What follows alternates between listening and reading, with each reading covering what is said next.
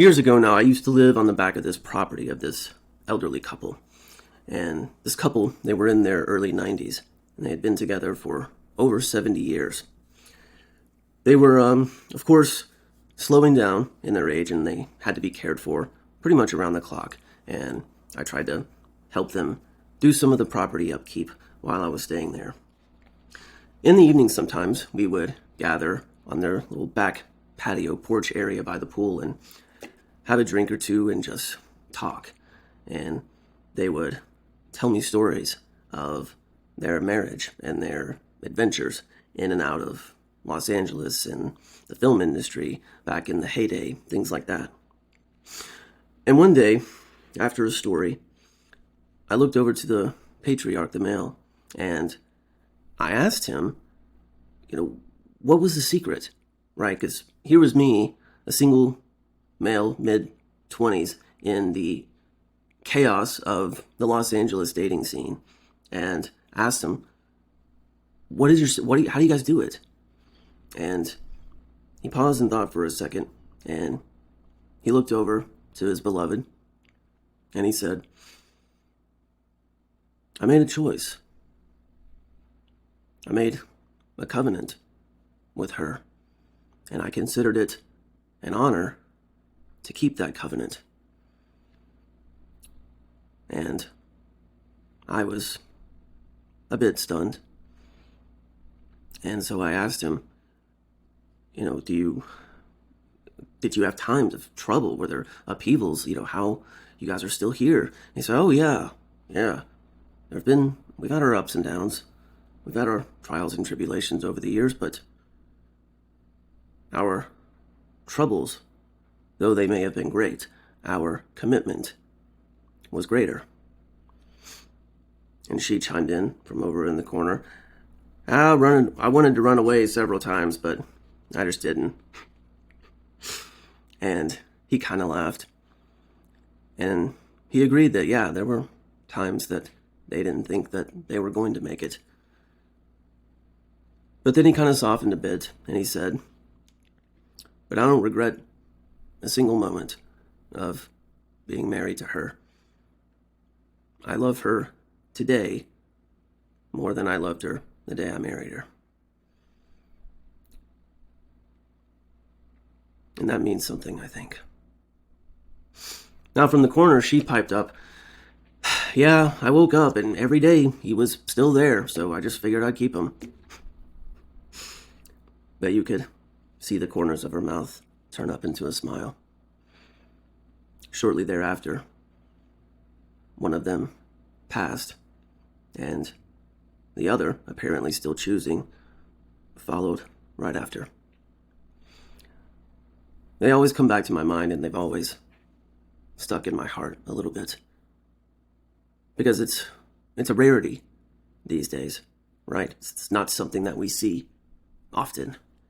Two people who make a choice, a commitment, a covenant with one another through ups and downs, trials and tribulations, the good times, bad. They told me stories about wartime and peace, having children and then grandchildren and then great-grandchildren, times of great sickness, times of chaos and death in the family, times they didn't think they would last, and how sometimes the only thing they had to hold on to was their choice, their commitment. Every day, I choose you and only you, to love, always, till the end, and beyond. I have to admit, I'm a little jealous of those two, and I'm sure somewhere they're still sitting there making fun of each other, laughing and joyous. This, to me, is radical monogamy. A choice, a covenant that you make with one person, one and only one person. And to do that radically, far-reaching, to do it into the distance of time, and to go above and beyond what the normal call of that term would be, That, to me, is how to do monogamy radically. Now, of course, you don't have to agree with that, and it doesn't mean that I'm right or wrong. Whatever you choose to think about the different variations of relationship, that's what it is for you, and that's okay. But in this podcast, these 4 people were doing something else. And in the notion of this term, radical monogamy, we'll mainly look at the 2 people, of course, Aubrey Marcus and Dr. PDF. Now, I will give Mr. Marcus credit in that shortly after the release of the podcast, he did come into the comments and say that he wasn't a huge fan of that term and that they should have, come up with something different. He also did go back in the follow-up videos and try to correct himself and say, yeah, we get why people had an issue. We shouldn't have chosen that. We should have called it radical fidelity. Okay, Mr. Marcus, whatever you say. I don't think it was actually Aubrey that came up with this term, radical monogamy, which isn't even the full, radical monogamy in the realm of erotic mysticism. Yeah, so the backlash was swift, just like with everything else. And this notion of radical monogamy in any erotic or non-erotic realm was a point of contention with the audience. It was something that really got under people's skin, and I began to wonder exactly why that was. I know for me personally, I can't really say offense. I did not like the choice of the words because it's simply not true. And a lot of other people felt that way, right? It's, we have to look at the definition of monogamy. And the word mono, of course, means one. And this is a choice, a commitment to this type of relationship, this type of lifestyle with one. Now there is another word, of course, polyamory, where there is the openness for more than one. And this is typically done under an understanding, right? All people involved know what's going on. They're okay with it. They've made that commitment and they've opened that door, and that's fine. Like most people, I, too, did not and do not care about monogamy, polyamory, or anything else in terms of these people and what they choose to do with their relationships and with their bodies. People took offense because monogamy is a word that holds meaning for people. Monogamy is a word that is sacred to them. It is a covenant that 2 people make between one another, and sometimes between one another and divinity, whatever that divinity may be for them. This is a tradition, an ideal, a way of life, and a covenant that is respected, revered, and honored amongst countless people. People, of course, take it with all due seriousness, and they strive each and every day to be that committed, faithful partner, day in and day out. That's why they recite these vows that talk about the choice in duality, sickness, health, richer, poorer, right? But that's not at all what these people in the podcast are doing. They are actually doing, by definition, polyamory. And that's okay if, by definition, everyone involved is on board, they've agreed to it, and no harm is caused. Branching off from people revering monogamy for what it is, people have also become upset at the fact that their feelings swindled. They feel deceived. They feel lied to. They feel manipulated. Because not only have these people been promoting themselves as a monogamous, sacred union, but they've also been holding, festivals or the fit for service healing journeys, these masterminds and these retreat type things for individuals and couples who want to call in sacred union for themselves and for others. And these people have spent their time, their money, their interest, their attention in looking up to these people, sometimes pedestalizing these people, and trusting them and believing in them. And now here, on this stage, these people are saying that not just recently, but for years now, have been involved in this lifestyle, in this choice. Meaning, all of the time that they were promoting themselves in sacred union, they were actually in a throuple. They were actually in poly. They were actually inviting people into their homes, their bedrooms, and seeing one another go out to different homes and different bedrooms. People fundamentally do not like to be made a fool of, to be lied to, deceived, to feel as though they have been manipulated. And so, on this level, many people are not just calling out the lie that this is another form of monogamy. They're calling out the fact that you have been fraudulent in front of us on this social media platform and on this stage. And we looked up to you, respected you, trusted you in that what you were saying was real. What you were displaying for us was authentic and genuine. It gave so many people hope that true love in this spiritual sense was not only possible, but it was beautiful and something that we should strive for. Not only did he create numerous episodes of his own podcast, but he also went on other people's podcasts and he was promoting and talking about this new monogamous relationship, the marriage, and also discussing the negative aspects of polyamory. Or maybe not so much the negative aspects of polyamory in general, but why it was no longer the right path for him. That he learned from it, but ultimately he just could not make it work for him. This actually brings us to the third biggest aspect of this, and maybe the most important.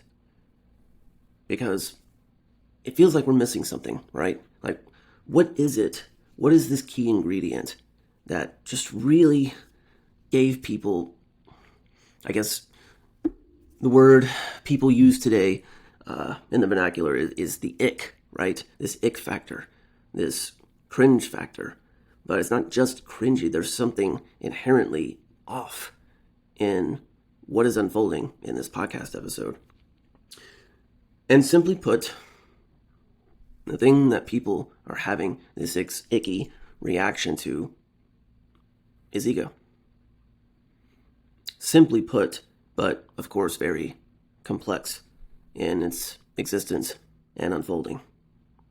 See, when we look at the progression of these relationships, right? He talks openly, or he did talk openly, about polyamory and his shortcomings within that. Then he went on a huge tear with, either by himself or with Ilana, preaching monogamy and shouting it from the rooftops almost, and made this huge deal on how, while he was grateful for the lessons in polyamory, that it was ultimately not the path for him, and that monogamy was his right path, the one that he could do. As it turns out, that's the path that Ilana wanted, and wouldn't have it any other way, since he had pursued her before, and she turned him down because of the nature of his relationships and where he's at with this. We're going to cover that entire story 2 episodes from now and get in to that drama there. But for the purpose of this topic, we're just looking through this lens and seeing that the ego is at play here, of course, right? Because he's coming out and announcing this relationship dynamic that they have been in for quite some time now. And he knows there's going to be a little bit of controversy and pushback. You know, he states that right at the beginning of the episode, just to kind of prime the audience of like, yes, we know this is a little, but just stay with us. It'll all make sense. Well, it didn't, because of course what is happening there is one man's ego trying to put forth a falsity and claim that it's truth. See, when you look at these spiritual influencers, we have to look at the game overall, right? Influencing on this social media, it's an ego game. It's egoic in its very nature. I'm not even saying that to be negative about it. We're just calling it what it is. It is the plastering on of a facade. It's the plastering on of what this aspect of me that I want to present to you for a reason looks like. And usually, that reason, in one way or another, is about selling you on something, selling you on an idea, selling you on a lifestyle, selling you on, I am someone to be looked up to and admired. I'm an influencer. There's something about me that people need to watch and pay attention to and be influenced by. The very job itself is egoic. Now, like I said, I'm not saying that in the way that we oftentimes look at ego as this hugely negative aspect in spirituality. All I'm saying is that it's not spirit. It's not spirituality. Now, whether the framing of that ego is healthy, is true, is real, or otherwise, well, that depends on the individual vision that's put forth. But in this, we see that influencers are trudging the road of ego. It's the name of the game. And thus we have to look at the characteristics of ego. Ego is focused on lowercase s, self. It's focused on promotion. It's focused on selling. It's focused on sitting on that throne of life. And on that throne, there's never a wrong. If there is something negative that unfolds, it's always somebody else, or it's this reason, or it's that reason. It's never I, the ego itself. And so what we're seeing here is this unfolding. It's this trying to grapple with the nature of what's happened, yet to do a full rebranding, repackage it, and sell it as something new. Because the audience isn't going to buy this old thing anymore, right? He can't do that, and the ego knows that, right?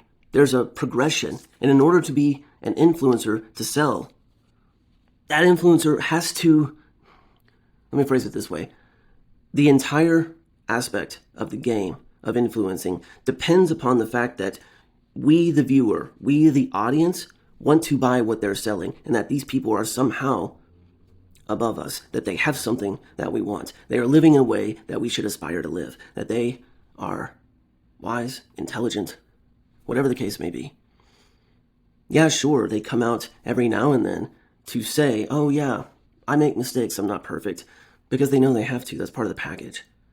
They know that the audience is never going to buy them outright saying these egotistical things and propping themselves up without this notion of, oh, well, I'm not perfect. But if you notice, most of these influencers, when they come out and they're talking about their imperfections, they're talking about mistakes that they've made, it's rarely ever in the present moment that they're talking about. It's always something in the past. It's something back then. Why do they do that? Because that keeps them pedestalized at the top. See, they can admit to being wrong and have that to their street influencer cred. But the wrong is always back there, right?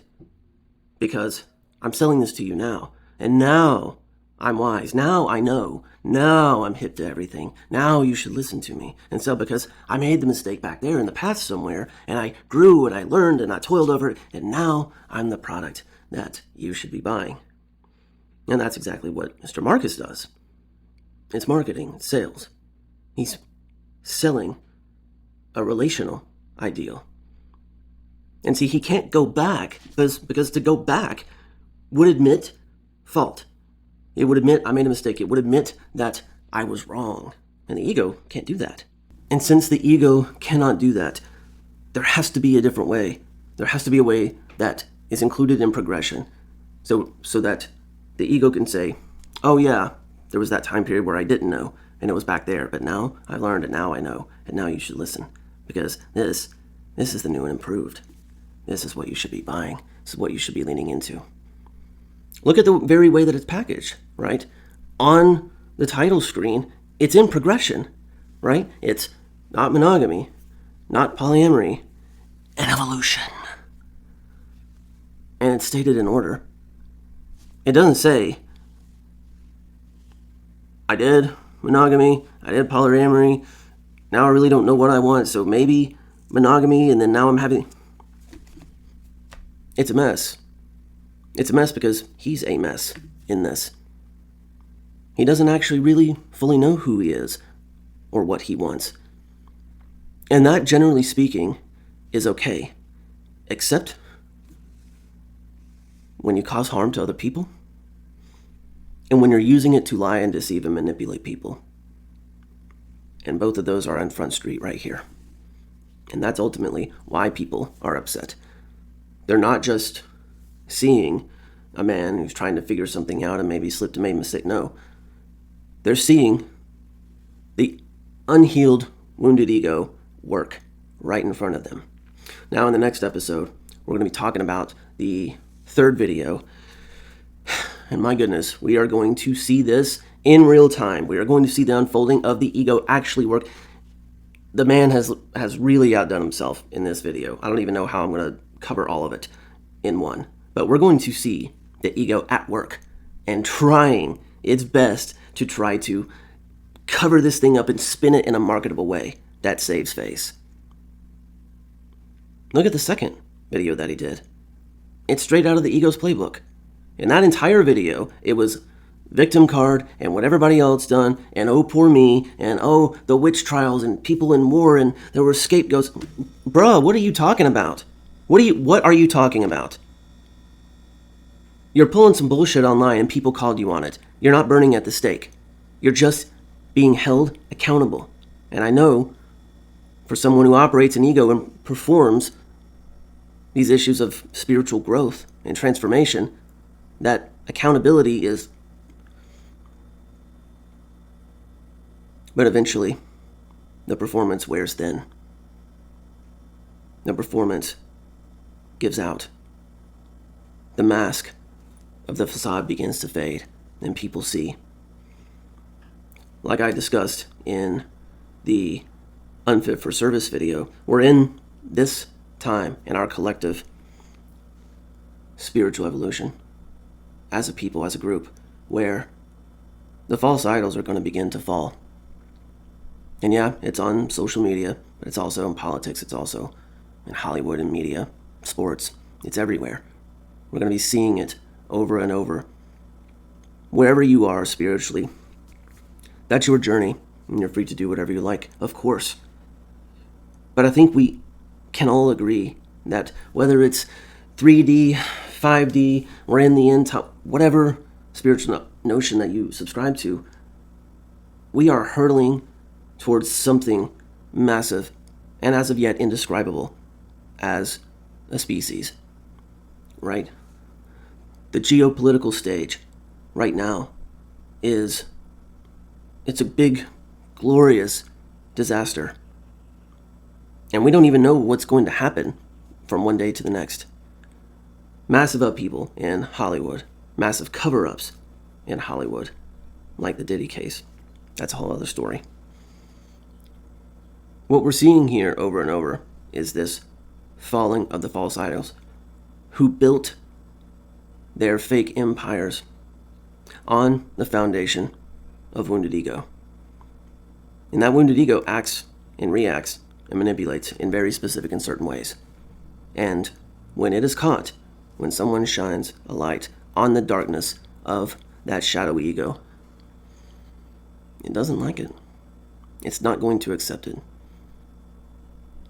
It's going to find any way it can to skirt around it, when all that's needed is just a little bit of accountability, just a little bit of authenticity, right? I've heard many people talk about this specific podcast and how if this man would have just come out and said, guys, you know what, I've been on this path and I'm not really sure. Monogamy, poly, sometimes I feel this way, sometimes I feel that way. Relationships go, there's ebbs and flows. And right now, we are entertaining some new ideas and we're not really sure. We're taking it a day at a time and trying to figure it out. And we ask for your patience and ask that, you can help and support us at this time while we figure out the next phases of this marriage that we're in. Bam, done, right there, easy, real. And this whole thing, it probably would have been like, okay, whatever you need, man. We don't really care what you do with your, or the people that have looked up to it and have cared, have witnessed something authentic, something they can relate to, something they can feel like, yeah, I'm kind of a mess too, bro. Like, let's go through it together. I'll still watch. But no. The throne of the almighty ego had to be preserved. And so this thing had to be rebranded, remarketed as the new thing. An evolution in spirituality and consciousness. That, what I'm doing, it's not a regression back to old patterns. It's not a regression back into an old way of being. It's not a regression back into things that I may not have healed that are now coming out in full force. No, it's progression. Now I've reached this new heightened level. And it may be a level that you are not ready to actually fully see yet. It may be a level that you are resistant to and you can feel pushback on. But don't worry, someday, young Luke Skywalker, you will see too and you will understand. Yeah. I think the people are understanding. It has nothing to do with mono or poly or any of these things. It has to do with honesty, integrity, authenticity. It has to do with caring about your audience and your platform and the people who watch you. We're entering a new dawn of the way we relate to one another and to these people that we put up. And this is one of the initial signs that the collective is actually coming together and standing firm and saying that we're done with the lies. We're done with the false presentations. We're no longer accepting marketing maneuvers being rebranded and repackaged as spiritual revelation and human evolution. The collective isn't here for it anymore. Not having it. Because when you get into these waters, you're cutting straight to the heart of things that do matter to people. The heart itself. And the heart that is filled up by and poured out into our relationships. The heart matters. Relationships matter. Love matters. Integrity matters. Words matter. Actions matter. Truth matters. And for those who are going to skirt around it and snuff it out to present a facade of egoically driven fast food spirituality, the day is quickly approaching when the false idols will tumble and genuine, authentic voices will rise and come through. It's one of the things I'm grateful for in this whole debacle, is that so many new voices are sprouting up, whether it's YouTube, Instagram, TikTok, whatever it might be. People that don't have these huge followings and these huge accounts, people that are just speaking from the heart. It's been lovely to see all of these new faces and having new words and new takes. It's been very wonderful.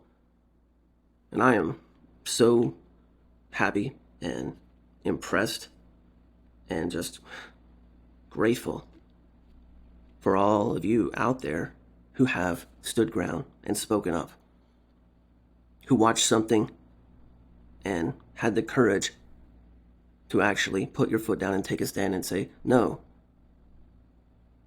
we're not accepting this anymore. It's done. There's a new era that we as a collective are embarking on. And whatever your spiritual beliefs, it doesn't matter. That's your business and up to you. Whether you see it as 3D, 4D, 5D, whether you see it as, we're in the end times and the second coming of this.